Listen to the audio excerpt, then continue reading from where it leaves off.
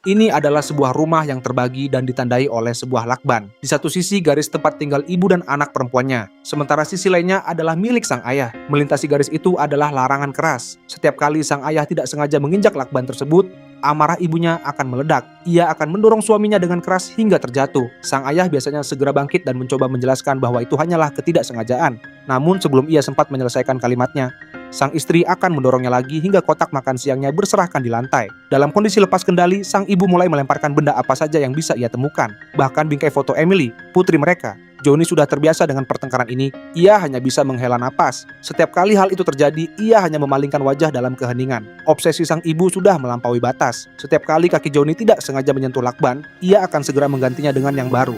Bahkan, jika Emily melintasinya karena tidak sengaja, ibunya akan membentaknya juga. Saat waktu makan, ibu dan anak itu akan menikmati masakan rumah yang lezat. Sementara Johnny tidak mendapatkan apa-apa selain mie instan. Porsi makannya sangat kecil dibandingkan dengan milik mereka. Bahkan tangga pun memiliki pita perekat yang membaginya.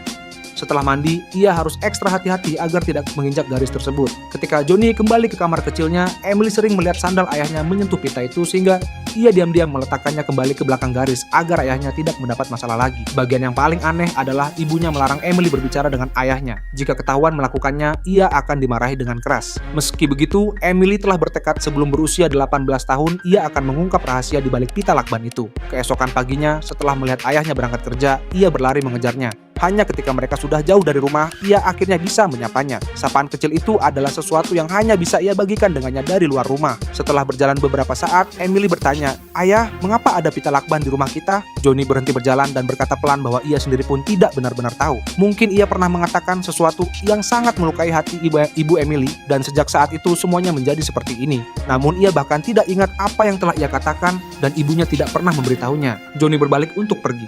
Tetapi saat ia menunggu di lampu merah, tiba-tiba seseorang mendorongnya dengan keras dari arah belakang.